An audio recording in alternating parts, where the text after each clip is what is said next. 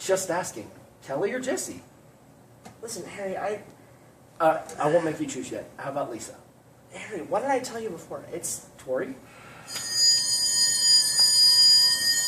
Saved by the Bell. You're killing Which me. is ironic because tonight here at RAPW Saved by the Bell, what a night of action it's been. Ladies and gentlemen, my name is Richard Davenport. He is Harry Broadhurst. Yes, here for your post-show recap. RAPW Recap Episode 4.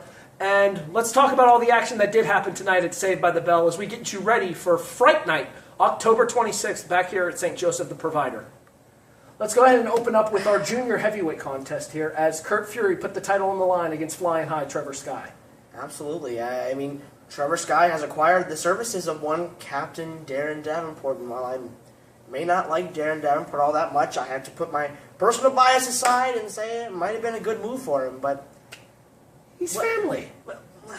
anyways. We did not have a decision in that match tonight, though, as they went to a time limit draw. Absolutely. You got to think that Trevor Sky is going to be looking for another opportunity at Kurt Fury. That sounds reasonable to me, and of course, we have to watch out for one Ryan Burke. We'll get to Ryan Burke's happenings here at Saved by the Bell a little bit later on in the show, but let's go ahead and continue here, and let's talk about the number one contender to the Heritage title. Absolutely. The Aftermath taking on Max Alexander, if I do believe correctly. Yes, and we actually have a bit of breaking news here if you fans haven't seen it yet. Max Alexander won the match by countout thanks to interference by Jesse McCoy. However, Max and Aftermath had a conversation that is up on the same places you can find our video, the Facebook, the YouTube, the Twitter, and the Instagram. And Max gave the title shot to the Aftermath against Tristan Tyler, with the caveat being that if Aftermath defeats Tristan Tyler for the Heritage title, Max Alexander wants the first crack. Fair enough to me. I mean, it was a very, very big of Max Alexander to give that to the Aftermath. He had that title shot in his grasp, in his hands. It was his for the taking, and he gave it away. That's, I don't know if that's a stupid move, but it certainly is admirable. Well, I think it has a lot to do with the fact that Max is probably frustrated over the fact that he's had 2 matches back and neither one of them's had a clean finish. There's a fire lit inside of Max Alexander, and soon enough, I think we're going to see Max Alexander take it home. I have a funny feeling that his focuses might be on Jesse McCoy as well. Let's talk about our tag title situation, shall we? Absolutely. Let's talk about the fact that tonight for the tag titles, impromptu challenge Yes, sir. from the Condemned Yes, sir. of the American Horror Story, Sean Resnick, and Gabriel Shepard, managed by the Maniac, Danny Doyle, as they challenge the Space Warrior attack team of Eli Thomas and Chase Aarons. They give me shivers, but unquestionable, very, very deadly competitors. Eli and Chase escaped with the tag titles tonight as Chase was able to roll up Gabriel Shepard. Yes, sir.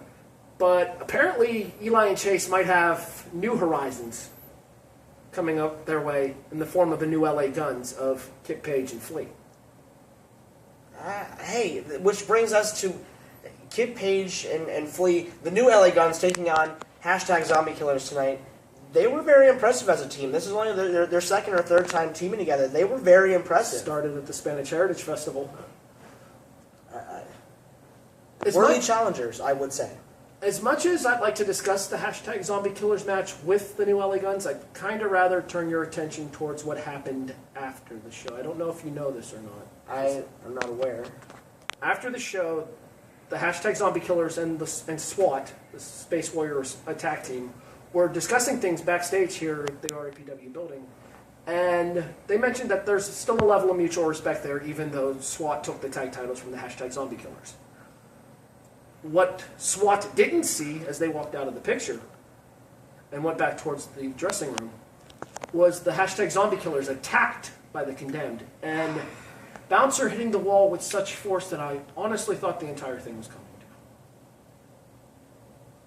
down. The Condemned, like I said before, deadly competitors in and out of the ring, as they've shown. I don't know who, quite frankly, I don't know who is going to stop the Condemned. I think the bigger problem isn't who's going to stop them, is can anybody contain them? It doesn't seem like it thus far, but speaking of containing people, our main event tonight.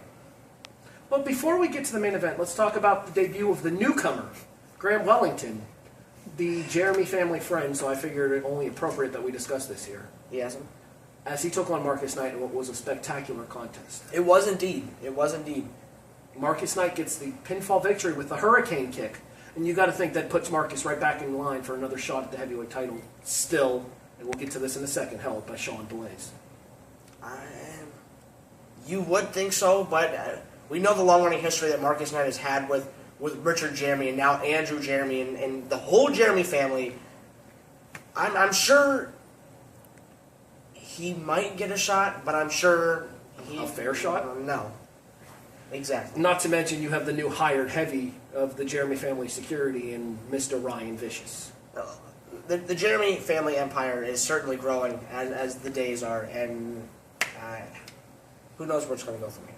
All right, so you mentioned the heavyweight title, so let's go ahead and actually discuss our heavyweight title contest here this evening. Ryan Burke had that title won. Literally had that title won. The announcement was made just like it was with Marcus Knight at Hot Summer Fights. Your winner and new RAPW heavyweight champion, Flying Ryan Burke. Did you see Mama Burke's face? She was so happy, so proud of her baby boy, and it was just taken from her. Well, I mean, it was taken from him, but it was taken from both of them. It was taken from her too. She was so upset. She was upset. She was genuinely upset. So now you're genuinely upset? I'm genuinely upset. Mama Burke is a great woman, but nonetheless. So the question's going to become, where does the heavyweight champion Sean Blaze go from here?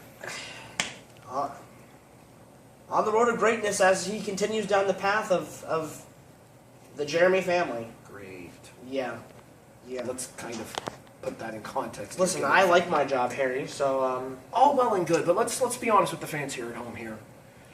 That's 2 months in a row now that Sean Blaze should not be the RAPW heavyweight champion, and would not be the RAPW heavyweight champion if not for the actions of Andrew Jeremy and or Jesse McCoy, who put Blaze's foot on the rope during tonight's title match. Absolutely.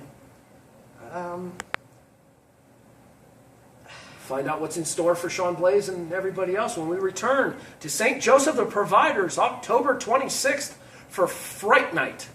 Ooh, sounds spooky. Well, it is 5 days before Halloween. 5 days before Halloween? I think we're even going to have our Battle Royal, too.